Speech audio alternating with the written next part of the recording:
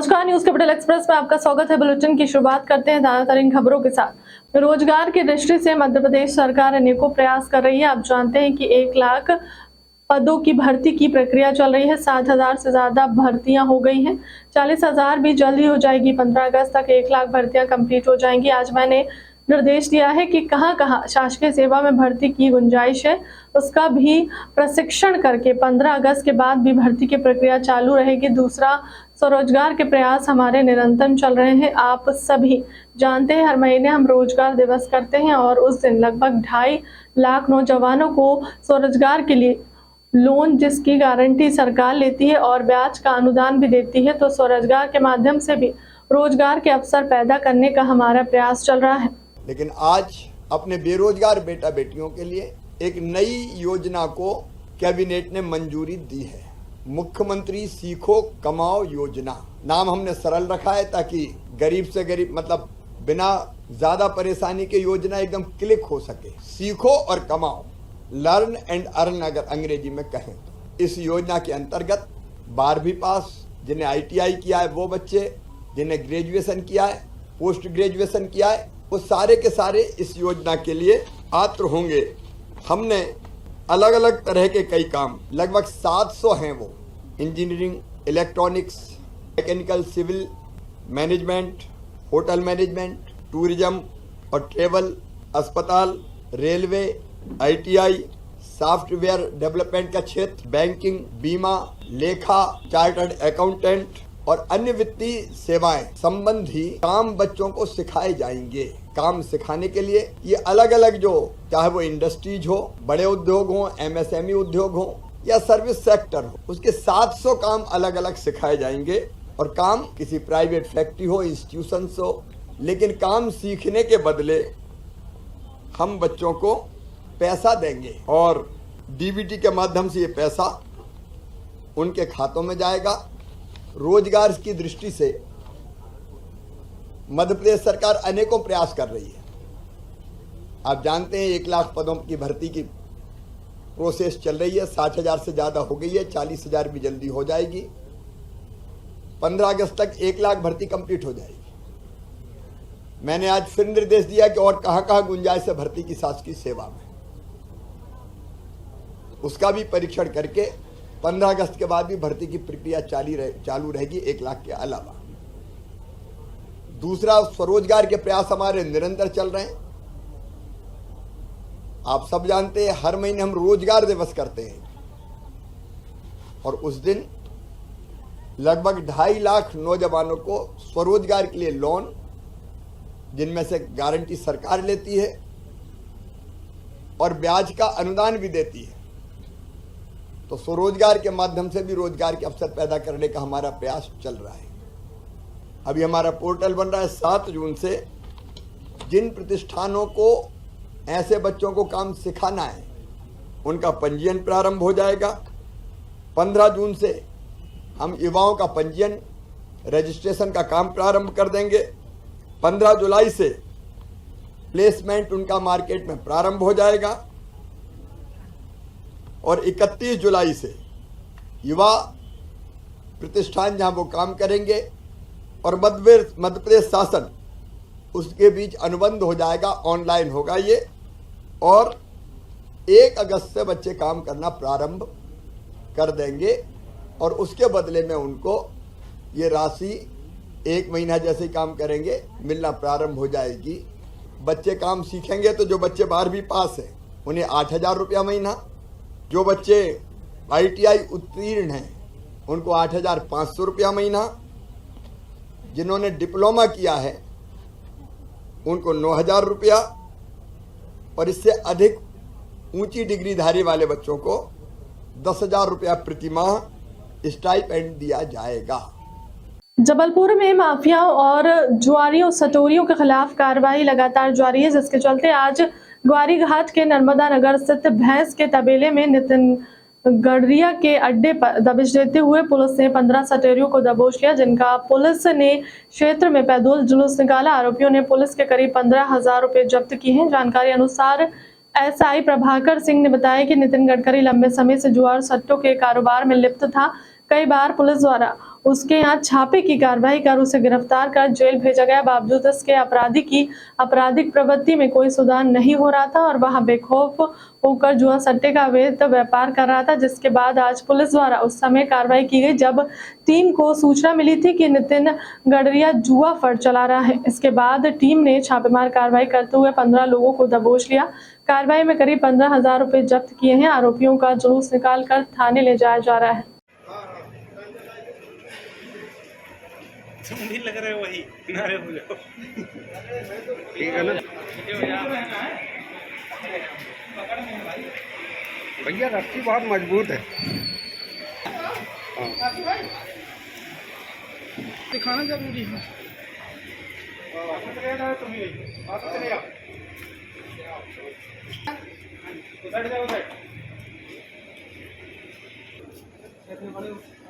ऐसे आगे पीछे खड़ो।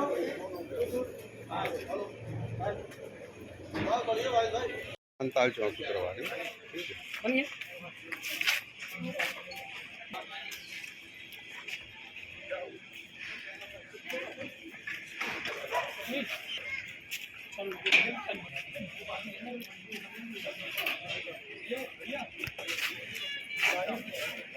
वर्दी वाले यार आगे आ जा तो लगे कि पुलिस वालों ने रेड की है। जो है तो आगे तो आ जा। वर्दी देख के तो भाग जाते हैं। की रेट है तो रीडी वाली रेट है। सब बढ़िया है। कान में मोबाइल लगा के चलो चलो बढ़ाओ। सागर चौकी प्रभारी प्रभाकर सिंह के नेतृत्व में कार्रवाई की गई है। आइए हम उनसे बात करना चाहेंगे और पूछेंगे कि ये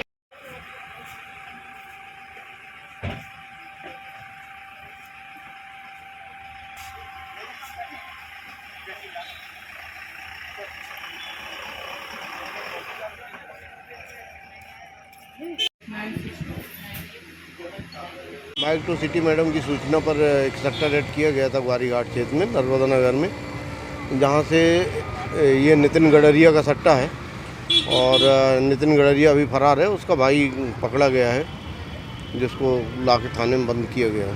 कितने सटोरिये और कितने कुल 15 सटोरियों को लाके यहाँ ग्वारी घाट थाने में दिया गया है। कितनी राशि?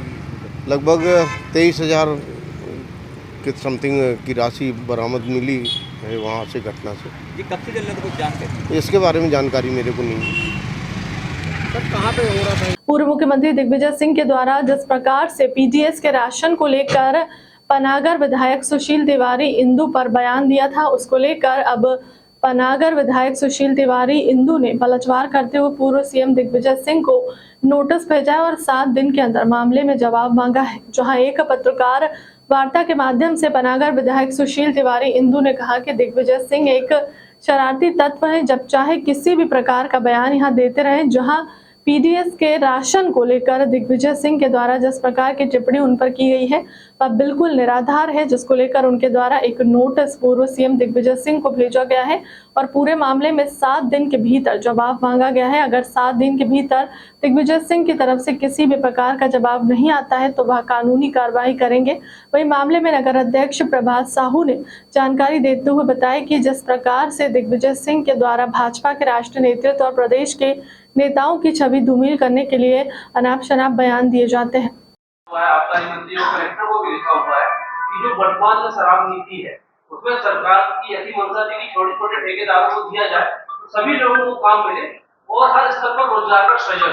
लेकिन उसमें आपने आरोप लगाया है, शिकायत की है मुख्यमंत्री से कि ऐसा होते नहीं दिख रहा है और शराब एमआरपी से अधिक पर बिक रही है।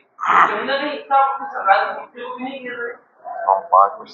यह बात सही है कि मैंने मुख्यमंत्री जी को एक पत्र दिया था और कुछ और अधिकारियों को पत्र दिए थे, माननीय कलेक्टर साहब को भी दिए थे।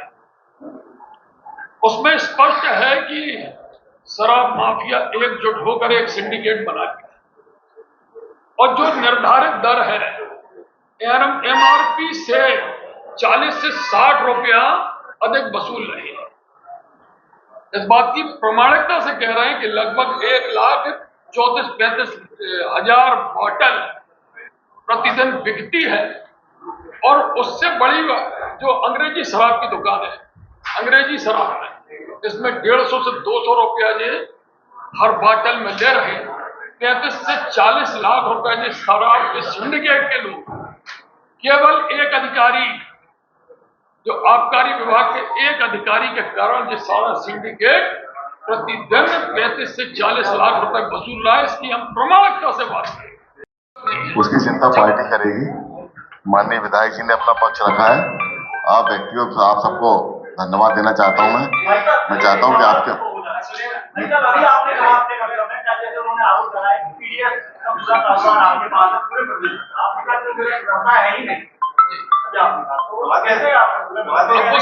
वो सिद्ध करें कि हमारे पास व्यवसाय है, और कभी रहा ये भी सिद्ध कर दे। जब वो मुख्यमंत्री थे 2000 में और 2003 में, उस समय में वो व्यापार करता रहा, एक सास की दुकान से दूसरी सास की दुकान ले जाने का काम करता रहा। ये 2002-2003 तक मैंने ये काम किया है। उसके बाद आज 20 वर्ष से मैंने ये काम बंद कर दिया। तो क्या प्रमाण देंगे हम?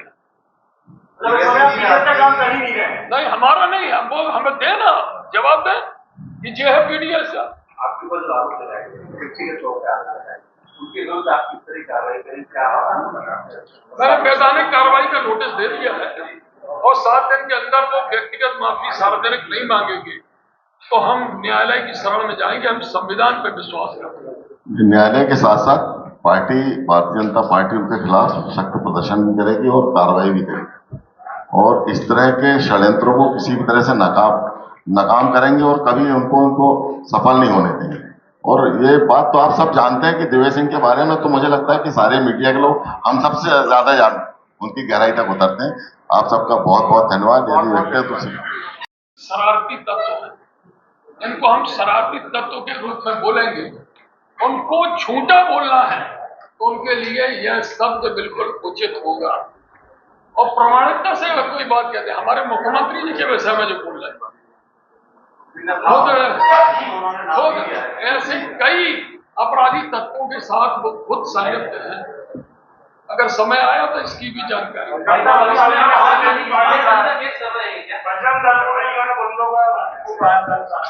बता रहे हैं ना कि वो शरारती तत्व हैं। बजरंग दल जैसी संस्था को यदि वो, अगर उसके विषय में उनके विचार नहीं है, और सबसे पहले बोले कि वो अपने आप को हिंदू नहीं कहते, हिंदुत्व पे विश्वास नहीं है।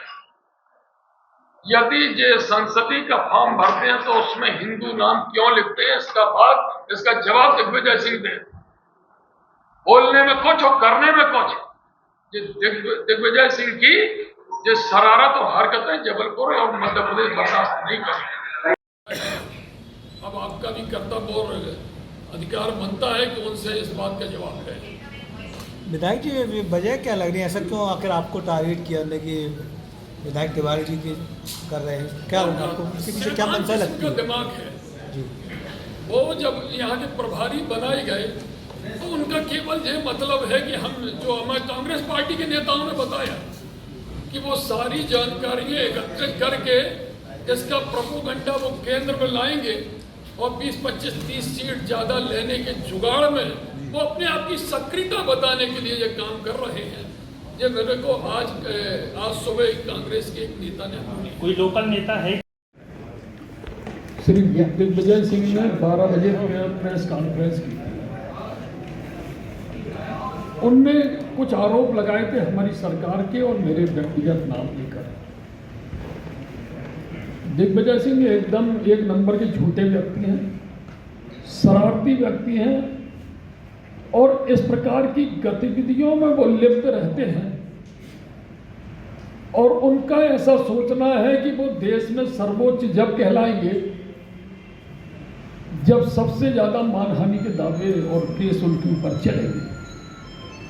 उनका ये भी सोचना है कि पूरे देश के जितने मानहानि के केस हैं वो केवल उतने बराबर मेरे होना चाहिए। इस संकल्प को लेकर कांग्रेस पार्टी के नेता श्री दिग्विजय सिंह जी आगे काम कर रहे हैं। झूठ बोलकर, भ्रम फैलाकर, अपनी बात अलग तरीके से बोलकर कभी कभी अगल बगल के लोग असहाय हो जाते हैं कि झूठा नंबर 1, बगल में हम उसके बैठे हैं, क्या स्थिति है। कल की अगर वीडियो क्लिप देखोगे तो अगल बगल के लोग असहाय आपको दिखेंगे। मैं कानून और संविधान पर विश्वास करता हूँ और जो उन्होंने जो बात बोली है उसको मैं चुनौती के मानते हुए वो काम कर रहा हूँ कि दिग्विजय सिंह इस चुनौती को स्वीकार करें कि मेरे ऊपर जो आरोप लगाए हैं वो आज से 7 दिन के अंदर उनके प्रमाण सहित प्रस्तुत करें और न करने की दशा में वो माफी मांगे। नहीं तो ये तय है कि मेरे पास इतने प्रमाण उनके विरुद्ध हैं कि अब वो केवल अपनी संसद बचाने के चक्कर में रहे। आप सभी मीडिया के मित्रों का, इलेक्ट्रॉनिक मीडिया, प्रिंट मीडिया के मित्रों का स्वागत है। आज एक महत्वपूर्ण विषय पर आप सबसे बात करने का पार्टी के स्तर पर तय हुआ था। आप सब जानते हैं कि 2023 का चुनाव हम सबके सामने है और ये भी जानते हैं कि कांग्रेस झूठ, फरेब, छल, प्रपंच, षड्यंत्र, राजनीतिक में क्षेत्र में जितने हथकंडे हो सकते हैं, इनके दोनों नेता, चाहे वो दिग्विजय सिंह जी हों चाहे कमलनाथ जी, लगातार कुछ ना कुछ विवादास्पद बयान अपने आप को मीडिया में बनाए रखने के लिए, और जब हम चुनाव की बेला में जा रहे हैं तब 2 दिन पूर्व उनका जो बयान आया, मुझे लगता है कि पूरा शहर जानता है कि साफ सुथरी राजनीति करने के लिए भारतीय जनता पार्टी और उनके विधायक और उनके सांसद हमेशा प्रतिबद्ध रहे। हम सब कार्यकर्ता उस दिशा में आगे बढ़े। आज आप सब बात करने का उद्देश्य सिर्फ इतना था कि जो षड्यंत्र और जिस तरह के झूठे आरोप उन्होंने लगाए, हम सब भारतीय जनता पार्टी के जबलपुर शहर, जबलपुर ग्रामीण के सारे लोग, भाई इंदु तिवारी जी उनके साथ में हैं, और मैं पूरी भारतीय जनता पार्टी की ओर से दिग्विजय सिंह जी को चुनौती देना चाहता हूं कि पूर्व में भी उन्होंने जिस तरह के आरोप लगाए, उनके पास कोई यदि प्रमाण हो, और आज उन्होंने जो आरोप लगाया उसमें कोई प्रमाण हो तो सामने लेकर आए, और नहीं तो ये बात तय है कि उनके खिलाफ जो भी कानूनी कार्रवाई हो सकती है वो भी होगी। और मुझे पूरा विश्वास है कि आने वाले समय में फिर वही माफी मांगेंगे और झूठ का पर्दाफाश होगा। मैं चाहूंगा कि इस मामले विस्तार से भाई इंदु तिवारी जी अपनी बात कहेंगे, और हम सब भारतीय जनता पार्टी के कार्यकर्ता उनकी इस बात का, जो दिग्विजय सिंह जी ने बोला, उसकी आलोचना करते हैं, निंदा करते हैं, और इस आप सबके माध्यम से उन्हें आगाह और चेतावनी देना चाहते हैं कि जरा वो जबलपुर के नेताओं पर, जो उनके विधायक हैं, जो उनके नेता हैं, जरा उनके चाल चरित्र और उनके व्यापार पर तो नजर डाल ले। सिर्फ ट्रांसफर उद्योग कर रहे हैं, बड़े व्यापारों में हस्तक्षेप कर रहे हैं और दलाली कर रहे हैं लगातार। और दिग्विजय सिंह जी तो लगातार विवादास्पद बयान देने के लिए इसलिए भी माहिर हैं कि वो चाहते हैं कि जब आज पूरे प्रदेश के अंदर उनका जनाधार खत्म हो चुका, आप सबको भी याद होगा कि 10 वर्षों के उनके कार्यकाल में मध्य प्रदेश के जो हालात बने, पूरे मध्य प्रदेश की जनता ने उनको मिस्टर बंटाधार के नाम से याद किया।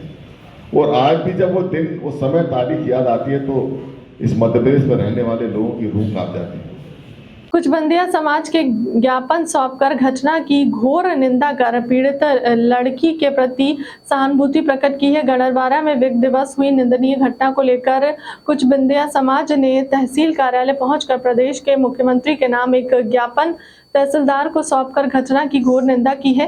ज्ञापन देते समय कुछ बंदिया समाज के वरिष्ठ जनों ने कहा कि हमारी समाज ने इस प्रकार के आपराधिक कृत्य को कभी भी बढ़ावा नहीं दिया, ना ही कभी संरक्षण दिया और ना ही ऐसे कृत्य का समर्थन किया है। राजेंद्र उर्फ रानी के द्वारा की गई घटना की कुछ बंदिया समाज घोर निंदा करता है। दोषी व्यक्ति को सजा मिलनी चाहिए, लेकिन इस घटना से पूरी समाज को नहीं जोड़ना चाहिए।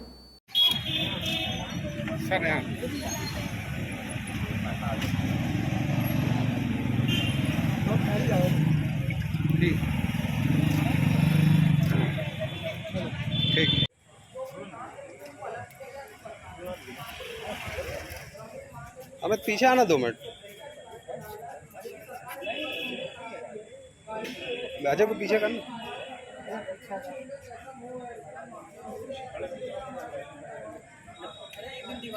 अच्छा दास पीछे था।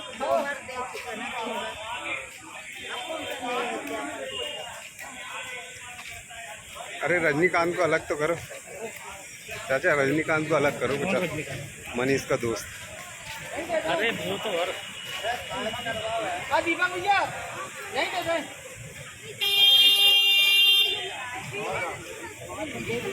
साइड करो ना, नीचे बराबर करो ना, बस आगे आओ। हाँ वही जी। लगातार जो है माइनिंग अवैध उत्खनन को लेकर आप यहाँ पे ज्ञापन दे रहे हैं, क्या कार्रवाई हो रही है और आज क्या किया है? जब से हमने ज्ञापन दिया है और जब से हमने इनको वीडियो के साक्ष्य दिए हैं, उसके बाद ये अपना मुंह छुपाते घूम रहे हैं। इनने किसी प्रकार की कोई कठोर कार्रवाई नहीं करी और साथ ही हमने पिछली बार भी आंदोलन किया, इनने हम पे धारा 148 के तहत हम पे कार्रवाई कर दी, लेकिन ये माफियाओं के खिलाफ किसी प्रकार की कोई कार्रवाई नहीं कर रहे हैं। ये अपना मुंह छुपाते घूम रहे हैं, जिससे आक्रोश होकर आज इस तरीके का हमको प्रदर्शन करने आना पड़ा कि शायद ये सब देख के इनको शर्म आ जाए और शर्म के कारण शायद ये उन माफिया पे कार्रवाई करें, ताकि ये हम लोग एक आधे वस्त्र पहन के और ये पहन के आए हुए हैं, फ्लैक्स पहन के आए, जिसमें पूरी कार्यवाही लिखी हुई है, जिसमें हमको कहीं ना कहीं ये बिल्कुल प्रमाणित हो गया है कि माइनिंग अधिकारी उनसे बिल्कुल ज़्यादा मोहित हैं और उनसे बहुत ज़्यादा उनके मुंह में किसी प्रकार की कोई कार्रवाई करने से विवश हैं। वो आशीष मिश्रा मंदवार मोर्चा। किस माध्यम से आए और क्या आप लोगों ने प्रदर्शन किया? नर्मदा जी में विगत कई महीनों से धड़ल्ले से अवैध रेत का उत्खनन चल रहा है, जो कि नियम विरुद्ध मशीनें लगाकर रेत निकाली जा रही है, जिसका विरोध हम लोग करते आ रहे हैं और मांग करते आ रहे हैं अधिकारी से कि ऐसे जो माफिया इन पर कार्रवाई करें, जो मशीनें जब्त करें, क्योंकि नर्मदा जी में जब मशीन लग के होता है तो उससे जीव जंतु नर्मदा जी भी प्रभावित हो रही हैं। लेकिन हमारी कई बार आने के बाद, शिकायत करने के बाद ये नहीं चेते, नहीं जागे। अभी तक इनने कोई भी ऐसी कार्रवाई नहीं करी, कोई भी मशीन जब्त नहीं करी। हमारे पास निरंतर वीडियो आ रहे हैं, वहाँ के लोग फ़ोन लगा के बोल रहे हैं कि भैया अभी भी अवैध खनन धड़ल्ले से चल रहा है। पता नहीं ऐसा क्या मोह है अधिकारी का खनन माफियाओं से, क्या साठ गांठ है, समझ में नहीं आती। जिसे लेकर हम आए थे और हम ये मांग करते हैं कि ऐसे अधिकारी को जो कोई काम का नहीं है, इनको अलग किया जाए, कोई दूसरे अधिकारी को लाया जाए। हम इनके बर्खास्तगी को मांग को लेकर आए थे। आपने इनके साक्ष्य भी क्या पेश किए? हमने साक्ष्य भी पेश किए, वीडियो भी पेश किए, पूर्व में भी किए है हमने, और अभी भी हमारे पास साक्ष्य है कि वहाँ पे अवैध उत्खनन चल रहा है। आज भी सुबह हमारे पास वीडियो आया, परंतु कोई कहीं नहीं चेत रहा, न जाग रहा है। इनको सब मुहैया कराया है सरकार ने, शासन ने गाड़ी दी है, सब सुविधाएं दी, उसके बावजूद भी ये कोई कार्रवाई नहीं कर रहा, जिसे लेकर हम आए थे। लगातार आप लोग तरह तरह से प्रदर्शन कर रहे हैं और कार्रवाई के लिए अधिकारियों को बोल रहे हैं, आगे अब क्या रणनीति होगी? देखिए, हम लोग प्रदर्शन कर रहे हैं, कार्रवाई की मांग कर रहे हैं, और कार्रवाई उनके ऊपर तो नहीं, बल्कि पिछले बार हम लोग के ऊपर कर दी गई थी। 188 के तहत हम लोग के ऊपर मुकदमा लगा दिया था, और मैं बोलना चाहता हूं कि कार्रवाई आप जितनी चाहे कर दें, मुकदमे आप जितने चाहे लगा दें, हम लोग निरंतर आवाज़ उठाते आ रहे हैं और उठाते रहेंगे। हम अपने माध्यम जैसे भी ढंग से, हम अपने तरीके से आवाज़ उठाते आ रहे हैं और उठाते रहेंगे जब तक कार्रवाई नहीं होती। मध्य भारत मोर्चा अध्यक्ष सौरभ यादव। कुछ बंदिया समाज ने ज्ञापन सौंपकर घटना की घोर निंदा कर पीड़ित लड़की के प्रति सहानुभूति प्रकट की है। गढ़वारा में दिवस हुई निंदनीय घटना को लेकर कुछ बंदिया समाज ने तहसील कार्यालय पहुंचकर प्रदेश के मुख्यमंत्री का नाम एक ज्ञापन तहसीलदार को सौंपकर घटना की घोर निंदा की है। ज्ञापन देते समय कुछ बंदिया समाज के वरिष्ठ जनों ने कहा कि हमारी समाज ने इस प्रकार के आपराधिक कृत्य को कभी भी बढ़ावा नहीं दिया, ना ही कभी संरक्षण दिया और ना ही ऐसे कृत्यों का समर्थन किया है। राजेंद्र उर्फ रानी के द्वारा की गई घटना की कुछ बंदिया समाज घोर निंदा करता है। दोषी व्यक्ति को सजा मिलना चाहिए, लेकिन इस घटना से पूरे समाज को नहीं जोड़ना चाहिए। रानी कुछ बंदिया जिनका मामला अभी सामने आया है, जिस पर हम सभी लोग सामाजिक रूप से घोर निंदा करते हैं, और यदि वह इस कृत्य में पाया जाता है तो उसे कठिन से कठिन जो भी है न्यायिक प्रक्रिया के अंतर्गत उसको कठिन से कठिन सजा दी जाए, पर ज़्यादा दबाव ना दिया जाए। और जो लोग यहाँ इसलिए इकट्ठा हुए हैं, राजेंद्र कुचबंदिया पे जो आरोप तय किया गया है, अगर निष्पक्ष जांच के बाद वो सत्य निकलता है तो हम लोग सभी लोग उस पर कठोर कार्रवाई का समर्थन करते हैं। मगर चूँकि सामाजिक मामला है, इसीलिए हम लोगों को, सभी लोगों को ये इस मैसेज द्वारा ये सब कहना चाहते हैं कि किसी प्रकार की कोई गलत कार्रवाई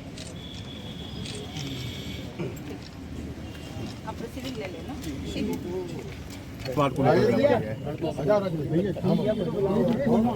आज समस्त समाज के लोग यहाँ इसलिए इकट्ठा हुए हैं, राजेंद्र कुशवंतिया पे जो आरोप तय किया गया है, अगर निष्पक्ष जांच के बाद वो सत्य निकलता है तो हम लोग सभी लोग उस पर कठोर कार्रवाई का समर्थन करते हैं। मगर चूँकि सामाजिक मामला है, इसीलिए हम लोगों को, सभी लोगों को ये इस मैसेज द्वारा ये सब कहना चाहते हैं।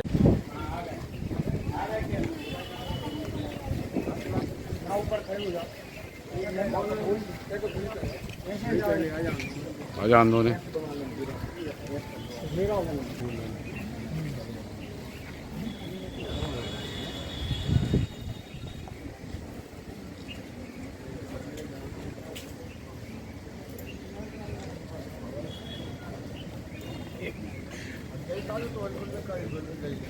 हम फोटो मार देंगे वीडियो में।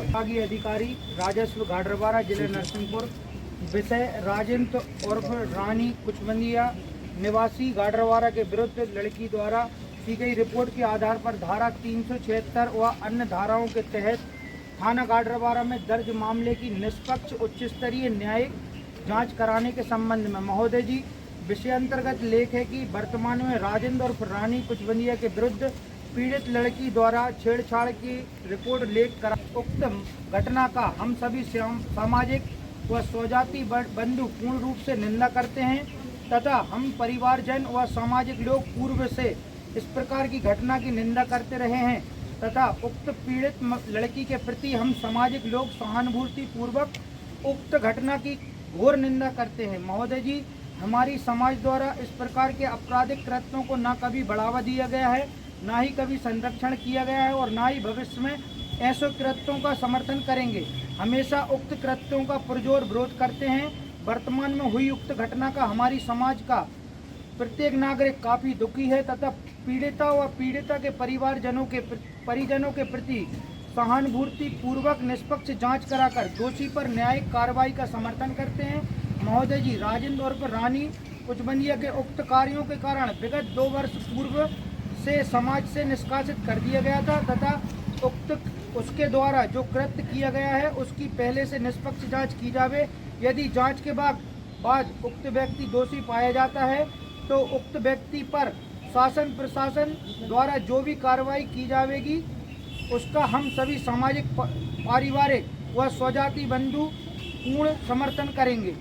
समस्त कुशवंतिया समाज परिवारजन गाडरवारा क्षेत्र में वाहन चोरी की वारदात रोकने व चोरी करने वाले अपराधियों पर प्रभावी कार्रवाई करने हेतु श्रीमान वरिष्ठ पुलिस अधीक्षक महोदय धार मनोज कुमार सिंह व अतिरिक्त पुलिस अधीक्षक धार देवेंद्र पाटीदार द्वारा निर्देशित किया गया है, जिसके तारतम्य में अनुविभागीय अधिकारी पुलिस सरदारपुर आशुतोष पटेल के मार्गदर्शन में थाना प्रभारी राजगढ़ कमल सिंह पवार द्वारा क्षेत्र में मुखबिर तंत्र को सक्रिय किया गया है व दिनांक 17/5/2023 को मुखबिर सूचना पर 3 विधि विरुद्ध बालकों को अभिरक्षा के लिए किया गया, जिनके कब्जे व निशानदेही से थाने आज ग्वारीघाट के नर्मदा नगर स्थित भैंस के तबेले में नितिन गडकरी के अड्डे पर दबिश देते हुए पुलिस ने 15 सटोरियों को दबोच लिया, जिनका पुलिस ने क्षेत्र में पैदल जुलूस निकाला। आरोपियों ने पुलिस के करीब 15,000 रुपए जब्त किए हैं। जानकारी के अनुसार एसआई प्रभाकर सिंह ने बताया कि नितिन गडकरी लंबे समय से जुआ और सट्टे के कारोबार में लिप्त था।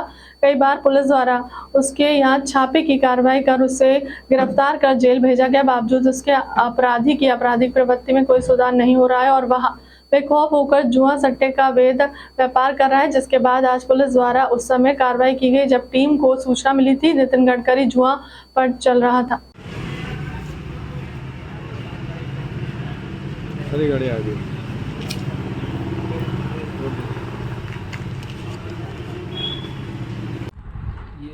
पुलिस अधीक्षक महोदय और अतिरिक्त पुलिस अधीक्षक महोदय के निर्देश पर क्षेत्र में जो है संपत्ति संबंधी वारदातों पे नियंत्रण लगाने का प्रयास हम लगातार कर रहे हैं। इसी क्रम में आज एक चोरी का खुलासा हुआ है राजगढ़ थाने में। इसमें जो है राजगढ़ थाने से एक वाहन चोरी हुआ था, जिसमें 3 अपचारी बालकों को पकड़ा गया। उनसे पूछताछ हुई, पूछताछ पे उनके द्वारा जो है कुछ अन्य मामलों के बारे में बताया गया। उनसे कुल 7 वाहन बरामद हुए। सर ये वाहन कहाँ के हैं?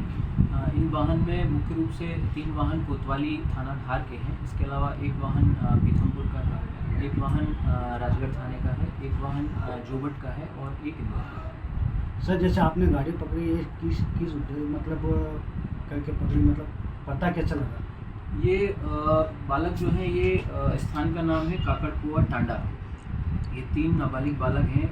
इनसे जो है राजगढ़ थाने के एक अपराध में जो है पूछताछ हुई। पूछताछ पे इन्हें बताया कि कुछ अन्य मामलों में भी इनने चोरियां की थी, तो पूछताछ पे इनके द्वारा ये गाड़ियां बरामद कराई। आशुतोष नगर परिषद डूमर कछार में मुख्यमंत्री जनसेवा अभियान के द्वितीय चरण पर वार्ड क्रमांक 1 में आयोजित किया गया शिविर। विभिन्न सेवाओं को प्राप्त करने नागरिकों ने दिए आवेदन। मंगलवार 16 मई से संशोधित होने के बाद प्रारंभ हुए मुख्यमंत्री जनसेवा अभियान के द्वितीय चरण पर नगर परिषद डूमर कछार के वार्ड क्रमांक 1 स्थित शासकीय प्राथमिक विद्यालय में शिविर का आयोजन किया गया, जहां विभिन्न सेवाओं को प्राप्त करने नागरिकों ने आवेदन दिए। गौरतलब है कि द्वितीय चरण का जनसेवा अभियान 25 मई तक चलेगा, जिसमें चिन्हांकित 67 सेवाओं से संबंधित ऐसे आवेदन जो नागरिकों द्वारा पूर्व से दिए गए हैं और अभी निराकृत नहीं हुए हैं या किसी कारण से लंबित हैं, ऐसे सभी आवेदनों का 31 मई तक अनिवार्य रूप से अंतिम निराकरण किया जाना है। शिविर में मुख्य नगर पालिका अधिकारी राकेश शुक्ला, अध्यक्ष सुनील कुमार चौरसिया, उपाध्यक्ष कंचना मेहता, सभापति रवि सिंह, जितेंद्र चौहान, पार्षद चंदा देवी महरा, रंजीत वर्मा उपस्थित रहे। नगर परिषद के अध्यक्ष सुनील कुमार चौरसिया ने बताया कि शिविर में आए हितग्राहियों से आवेदन प्राप्त कर जो निराकरण मौके पर होने लायक थे, उनके निराकरण की कार्यवाही की गई। ग्राम खोडरी जर्रा टोला में शतचंडी महायज्ञ के समापन पर आयोजित जगराते में जिले के होनहार कलाकारों की प्रस्तुति ने मोहा भक्तजनों का मन। शतचंडी महायज्ञ में श्रद्धालु भक्तजनों ने हाजिरी लगाकर की सुखमय जीवन की कामना। जिले के कोलांचल क्षेत्र के ग्राम खोडरी जर्रा टोला में शतचंडी महायज्ञ के समापन पर आयोजित जगराते में जिले के होनहार कलाकारों की प्रस्तुति ने भक्तजनों का मन मोह लिया। इस दौरान वहां उपस्थित जिले के समाज सेवी व भारतीय जनता पार्टी के पूर्व जिला महामंत्री ने कहा कि हमारे अनूपपुर जिले में भी भक्तिमय प्रस्तुति देने वाले ऐसे कलाकार हैं जो अपने भजनों के माध्यम से सीधे हमें ईश्वर की प्रार्थना से जोड़ते हैं। मैं प्रदेश सरकार से आग्रह करूंगा कि उससे समय समय पर मंच प्रदान किया जाए व उनका प्रोत्साहन किया जाए, जिससे उनकी कला को प्रदेश व राष्ट्रीय स्तर पर पहचान मिल सके। ग्राम खोडरी जर्रा टोला में शतचंडी महायज्ञ का आयोजन प्रतिवर्ष स्थानीय जनों द्वारा कराते हुए क्षेत्रवासियों के सुखमय जीवन की कामना के साथ जिले में शांति की ईश्वर से प्रार्थना की जाती है।